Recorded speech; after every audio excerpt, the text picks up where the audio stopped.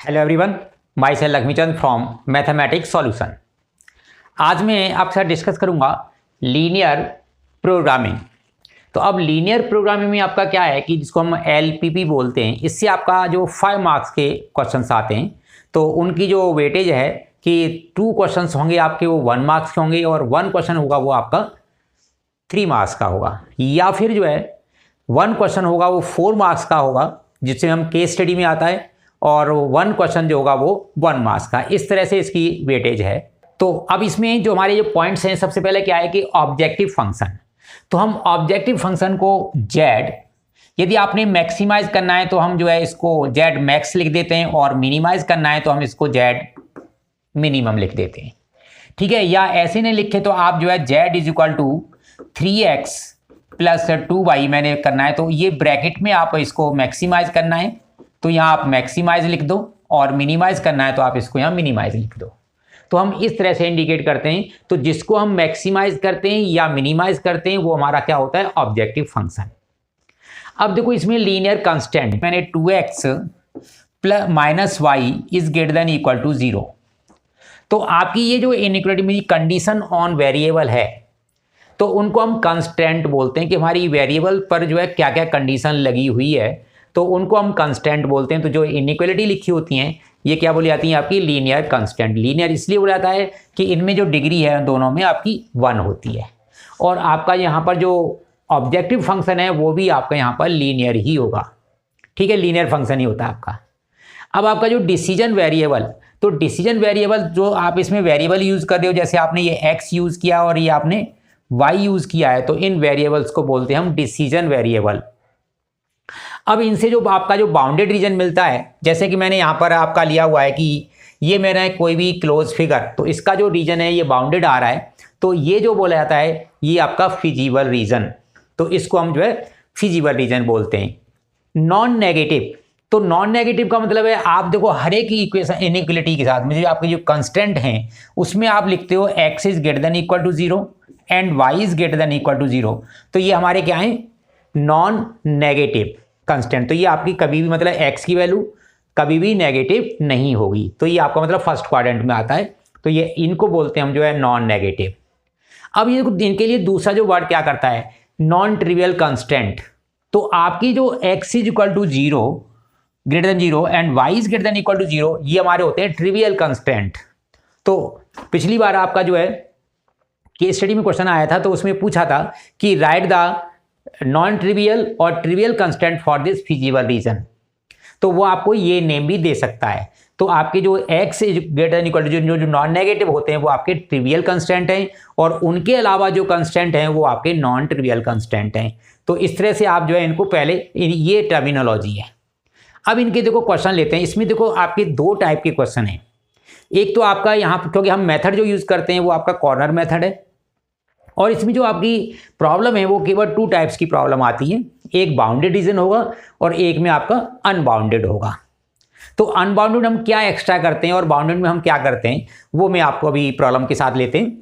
First question, Z is equal to minus 50x plus 20y। Minimise करना है कि minimise this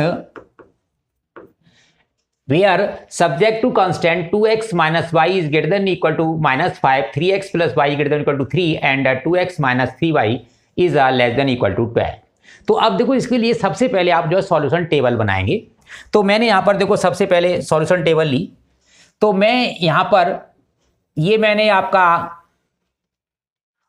y axis और ये मैंने लिया यहाँ पर आपकी x एक्सिस। ठीक है, अब मैं इसमें देखो सॉल्यूशन टेबल के लिए मैं आपका डायरेक्ट वैल्यू पुट करूंगा। तो मैंने सबसे पहले इसमें आपका x 0 पुट किया तो y आपका 5 मिलेगा। तो मैंने यहाँ पर 0 5, ये मैंने 0.05 आपका यहाँ मार्क कर दिया। अब मैंने यहाँ पर जो है y मतलब x को 0 पुट किया तो y 5 मिल गया है। अब y को 0 पुट किया तो x मेरा क्या मिलेगा यहाँ से, माइनस का 2.5। तो y 0 then x equal to minus 2.5। तो मैंने माइनस 2.5 आपका यहाँ मार्क कर दिया है। तो ये माइनस 2.5 0। अब आपने यहाँ पर जो है लाइन ड्रॉ करनी है। तो इसको मैंने, क्योंकि देखो यहाँ इक्वल साइन है तो आपका ये लाइन जो है आपकी इसको दोनों को टच करती हुई जाएगी। तो ये मैंने लाइन जो है यहाँ पर ये ड्रॉ कर दी है, दोनों को आपका दोनों पॉइंट से पास हो रही है। अब इस पर आप जो है इक्वेशन लिख दोगे। ये मेरी इक्वेशन है आपका, इधर लिखता हूँ 2x minus Y is equal to -5। आपको ये -5 लिखनी है। अब मैं सेकंड लेता हूँ, इसमें मैंने देखो x को 0 पुट किया, y आपको 3 मिलेगा। x को 0 तो y 3, तो देखो 3 आपका यहाँ कहीं से जाएगा पास होके 2.5 से 5 से नीचे होगा। अब मैंने y को 0 पुट किया तो x मेरा 1 मिलेगा, तो y 0 x 1, तो ये मैंने पॉइंट यहाँ पर ले लिया है। अब मैंने यहाँ से पास होती हुई लाइन को ड्रॉ किया है जो इन दोनों पॉइंट से पास होगी। तो मैंने ये लाइन ले ली आपकी, ये दोनों पॉइंट से पास हो रही है। ये मैंने लाइन यहाँ ड्रॉ कर दी और इस पर मैं इक्वेशन लिख दूंगा इधर, ये मेरी 3x plus Y is equal to 3। अब नेक्स्ट इसमें आप देखो x 0 पुट करेंगे तो y मेरे को -4 मिलेगा। तो आपका -4 मैंने जो है इधर ले लिया है कि ये मेरा -4 आता है, क्योंकि ये आपका, और y को 0 पुट किया तो x आपका 6 आएगा।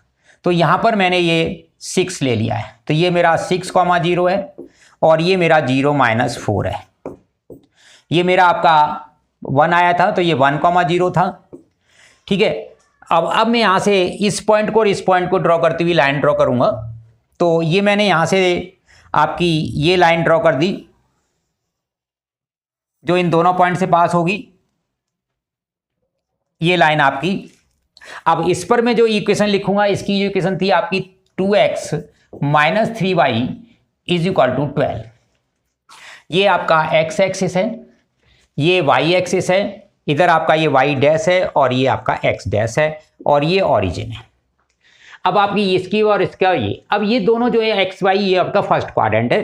तो ये मेरी y इज इक्वल टू 0 की लाइन है और ये मेरी x इज इक्वल टू 0 की लाइन है। ये आपका प्लॉट हो गया। अब मुझे देखो शेड करना है। अब आप इसको लाइन को शेड करना चाहते हो तो इस लाइन से या तो इधर का पॉइंट लो या इधर का। तो मैंने देखो 0 0 लिया है।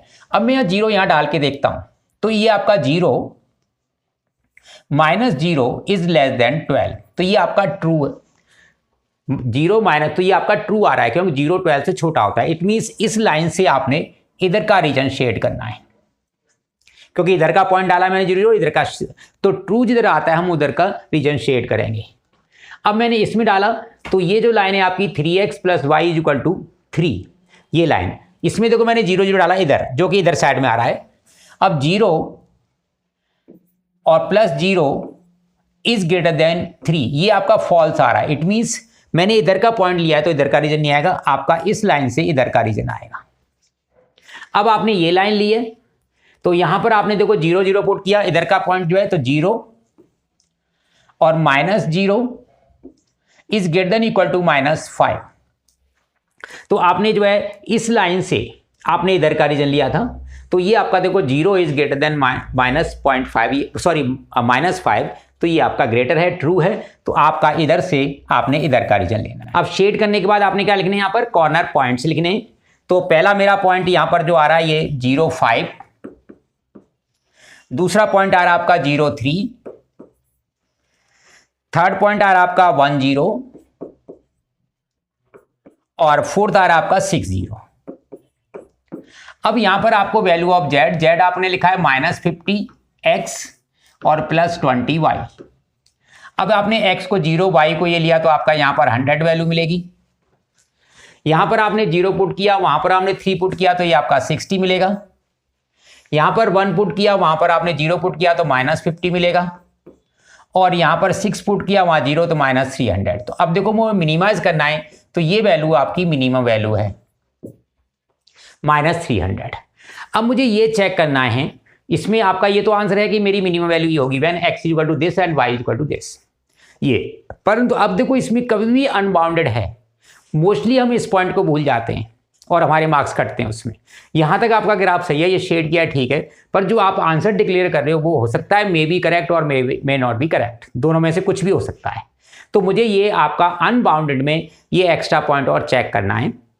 तो वो क्या करना है, आपने वैल्यू डिक्लेयर की है ये मिनिमम है किसकी, z इज इक्वल टू, तो ये आपका -50x plus 20y is less then -300। मैं यहां इक्वल नहीं डालूंगा, पहले तो इसकी वैल्यू चेक कर रहा हूं कि इससे कहीं और वैल्यू कम तो नहीं आ रही है।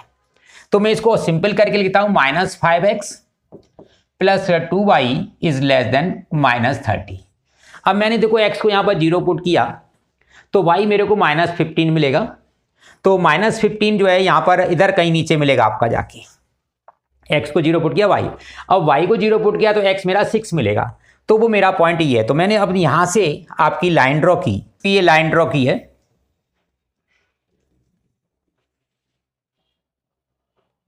अब देखो ये लाइन आपको ये डॉटेड करनी है।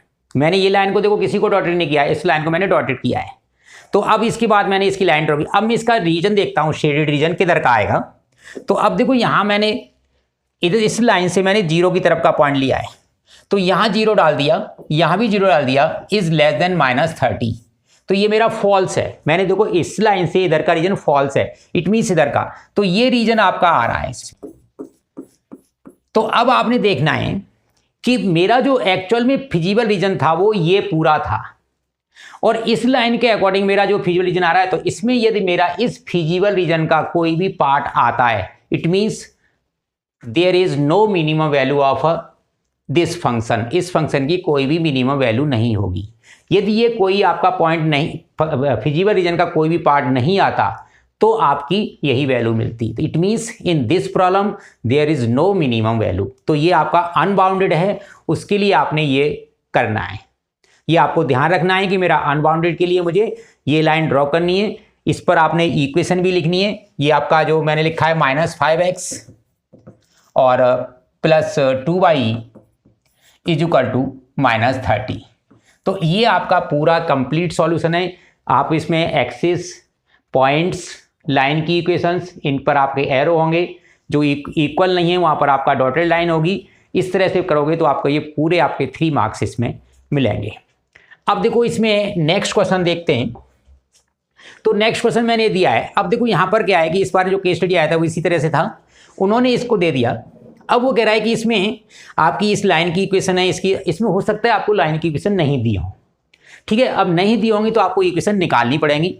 तो उसका मैं निकालने का मेथड बता देता हूँ। इसको यदि आपने निकालना है तो देखो इस लाइन का x पर इंटरसेप्ट 60 है, तो x अपॉन 60 हो गया, प्लस y पर जो इंटरसेप्ट है इसी लाइन का वो आपका 20 है, तो y upon 20 that is equal to 1। अब 60 से मल्टीप्लाई करेंगे तो x plus 3y is equal to 60। तो देखो ये आपकी इक्वेशन आ गई इसकी निकल के। तो हम इस तरह से इक्वेशन निकाल सकते हैं, या आपको ये इस तरह से नहीं निकालते हो तो आप 2 पॉइंट यूज करके निकाल सकते हो। 2 पॉइंट के लिए फॉर्मूला क्या है मेरा, y minus y1 is equal to y2 minus y1 upon x2 minus x1 और x माइनस x1। तो आप इन दोनों में से कोई भी मेथड यूज करके पहले इक्वेशन निकालोगे। यदि नहीं दिए तो, दे रखी है तो कोई प्रॉब्लम नहीं है। ठीक है, तो अब वो कह रहा है कि राइट द ट्रिवियल कंस्टेंट। तो ट्रिवियल कंस्टेंट में मेरा क्या होंगे, ट्रिवियल का मतलब नॉन नेगेटिव कंस्टेंट। तो नॉन नेगेटिव में देखो ये आपका फर्स्ट क्वाड्रेंट में आ रहा है रीजन, तो मेरा x is greater than equal to 0 and y is greater than equal to 0। ये मेरे नॉन नेगेटिव कंस्टेंट या ट्रिवियल कंस्टेंट हो जाएंगे। अब देखो मुझे इस लाइन का देखना है, तो आपने देखना है कि इस लाइन से शेड किधर हो रहा है, आपका इधर हो रहा है। तो आप इस लाइन से इधर का पॉइंट कोई भी ले लो। तो मैंने देखो 0 0 ले लिया और इस इक्वेशन में पुट करो। तो अब ये मैंने देखो 0 पुट किया, प्लस यहाँ 0 पुट किया और यहाँ मैंने 60 लिख दिया। तो इन दोनों में आपका क्या रिलेशन है, 0 इज लेस देन और इक्वल टू, क्योंकि लाइन प्लेन है तो इक्वल भी आएगा। It means your next equation that will be x plus 3y is less than equal to 60। ये आपका नॉन ट्रिवियल कंस्टेंट आ गया और जो अदर कंस्टेंट है वो आ गए आपके। अब मैं इस लाइन के लिए देखता हूं तो x प्लस वाई। अब मैं इस लाइन से शेड इधर हो रहा है तो इधर का पॉइंट लूंगा। तो मैंने देखो 60,0 ले लिया। तो अब मैंने देखो यहां पर आपका 60,0 डाला है, 60 x की जगह, 0 y की जगह और यहाँ 10। तो मीन्स दिए क्या आ रहा है यहाँ पर, ग्रेटर देन और इक्वल टू। तो आपका ये जो कंस्टेंट हो जाएगा x plus Y is greater than equal to 10। आपका इसका हो गया, आपका इसका हो गया। अब देखो ये लाइन आती है, इसकी मेरी क्या है, y is equal to X. तो अब मैंने देखो इससे शेडेड रीजन इधर का है, तो मैंने इधर का पॉइंट कोई भी लिया, तो 0 20 ले लेते हैं। तो x is equal to 0 and y is 20 तो ये मैंने यहाँ 20 लिखा हुआ है, y की जगह 20, x की जगह आपका 0। तो ये आपका ग्रेटर है, तो यहाँ क्या आ जाएगा, ग्रेटर देन और equal to. It means this will be y is greater than equal to x। तो ये आपके जो थे, ये आपके सभी कांस्टेंट हैं। तो इनमें हम इनको बोलते हैं ट्रिवियल कांस्टेंट और ये आपके हैं नॉन ट्रिवियल कांस्टेंट। तो हम इस तरह से वो कांस्टेंट भी यहाँ पूछ सकता है। अब इस पर दूसरे टाइप का क्या क्वेश्चन है कि वो कहता है कि suppose these two are the point of maxima या पॉइंट ऑफ मिनिमा, और मैंने जेड को यहाँ लिख दिया है, एज्यूम किया, ये प्रॉब्लम नहीं, इसमें मैंने अलग से लिखा है कि ax plus B Y, then find the relation between a and b। 5 डाला तो 5a plus 5b is equal to 15a plus 15b, और दूसरा क्या हो जाएगा मेरा, minus 10a is equal to 10b और a is equal to minus B. तो रिलेशन क्या होगा, a माइनस बी और a plus B is equal to 0। तो ये आपका यहाँ रिलेशन, तो इस तरह से भी वो क्वेश्चन पूछता है। या मैंने तीसरी टाइप का, मैंने ये ग्राफ दे दिया आपको, सब कुछ शेड किया हुआ है, और मैंने यहाँ पर z लिख दिया कि let z is equal to 10x plus 20y, find the maximum और मिनिमम वैल्यू, जो भी पूछूंगा मैं आपको। तो आपने जितने भी कॉर्नर पॉइंट्स हैं, आप इनकी वैल्यू निकालोगे इन पॉइंट्स पर इसकी, और जो मैक्सिमम पूछूंगा तो उनमें से जो हाईएस्ट वैल्यू है उसको दिखा दोगे, लार्जेस्ट वैल्यू को, that will B maximum value, और यदि मिनिमम पूछूंगा तो उनमें से लोएस्ट वैल्यू को आप डिक्लेयर कर दोगे, that will B lowest value. तो इस तरह से आपका यहाँ क्वेश्चन बन सकता है। अब आपका जो थर्ड क्वेश्चन है इसमें नेक्स्ट, तो थर्ड क्वेश्चन में आपने दिया है कि मैक्सिमाइज, इसमें मुझे ये आपका मैक्सिमाइज करना है। तो अब मैक्सिमाइज करने के लिए सबसे पहले हम वही ग्राफ ड्रॉ करेंगे। मैंने यहाँ पर ये y एक्सिस और ये मैंने आपका x एक्सिस, अब मैं प्लॉट करूंगा x0 y, तो ये मेरा 50 मिलेगा, तो मैंने यहाँ पर 0 और 50 डाल दिया ये। अब y को 0 पुट करेंगे तो x 50 मिलेगा, तो यहाँ पर 50,0। अब मैं यहाँ पर ये लाइन ड्रॉ कर दूंगा इसको, तो यहाँ से पास होती हुई लाइन जाएगी ये। अब शेड कर देखेंगे इसका, तो देखो मैंने 0 0 पुट किया इसमें, तो 0 डालूंगा तो 0 0, तो 0 प्लस 0 इज लेस देन 50, ये ट्रू है, तो मतलब इससे आपका इधर का रीजन आएगा। अब इसमें x को 0 पुट किया, y 90 मिलेगा, तो 90 देखो इसके ऊपर मिलेगा आपका यहाँ कहीं, ठीक है, और भी ऊपर मिल सकता है यहाँ पर, तो मैंने 90 यहाँ मार्क कर लिया है, 90 मेरा यहाँ मिल गया है। y इक्वल टू 0 पुट किया तो x मिलेगा 30, वो आपका यहाँ मिलेगा। अब मैंने यहाँ से लाइन ड्रॉ करनी है, तो ये आपका जो है 30 से लाइन पास होती हुई निकल जाएगी आपकी। अब आपका x इक्वल टू 0 और y इक्वल टू 0, तो ये आपका x, ये आपकी लाइन हो जाएगी, y इक्वल टू 0 की लाइन है ये, और ये आपकी x इक्वल टू 0 की लाइन है। तो अब दोनों फर्स्ट क्वाड्रेंट में ये ग्रेटर देन इधर आ जाएगा। अब मैंने इस तरह से इसको शेड करेंगे, तो देखो 0 0 डाला, तो 0 0 ये लेस देन इधर का रीजन आएगा इससे भी, तो ये आपका जो है फाइनल शेडेड रीजन होगा इसका। अब देखो मेरे पास ये पॉइंट तो मालूम है कि ये मेरा 30,0 था, और ये 0 50 या 0 90 था, ठीक है। अब मुझे ये पॉइंट नहीं मालूम, मैंने इसको A ले लिया है, इसको B ले लिया है, और इसको O है, ये आपका C है। तो मेरे पास B है कॉर्नर पॉइंट में, C भी है, B A नहीं है, तो A में इन दोनों इक्वेशन को सॉल्व कर दो पहले। तो मैं इनको सॉल्व करता हूं, तो 3x plus Y is equal to 90 and x plus Y is equal to 50, दोनों को आप माइनस कर देंगे। ये आपने 2x इज इक्वल टू 40 और x is equal to 20, x 20 मिल जाएगा, तो y आपका यहाँ पर देखो ये 30 मिल जाएगा। तो ये मेरा पॉइंट आ गया। अब मैं z की वैल्यू निकालूंगा, तो पहले पॉइंट लिखोगे, तो पहला पॉइंट मेरा 0 0 ऑरिजिन है यहाँ पर, दूसरा पॉइंट आपका 30,0, ये आपका 30,0 आ जाएगा, थर्ड पॉइंट आपका 20 30, और आपका फोर्थ है वो आपका 0 50। अब मैं z की वैल्यू निकालूंगा, z मेरा है 4x प्लस वाई। अब देखो यहाँ पर तो 0 आएगा आपका, यहाँ 4x किया तो आपका 120 आएगा, यहाँ पर है आपका 80 प्लस 30 110 आएगा, और 0 यहाँ 50। तो मुझे मैक्सिमाइज करना है, तो ये वैल्यू मेरी जो है वो मैक्सिमम वैल्यू है 120। तो अब इसमें means the value of this z that will be maximum and that will be equal to 120 when x is equal to 30 and y is equal to 0। तो ये मेरी आपकी यहाँ पर बाउंडेड जो रीजन है वहाँ, तो यहाँ मुझे लाइन ड्रॉ नहीं करनी। तो आप इस टाइप के क्वेश्चंस कर लो। इसमें ये जो पॉलीगन फॉर्म होता है चाहे बाउंडेड हो चाहे अनबाउंडेड हो, हमेशा कॉन्वेक्स पॉलीगन बनता है। तो ये भी 1 मार्क्स में पूछ लेता है। Thank you students, thank you for watching.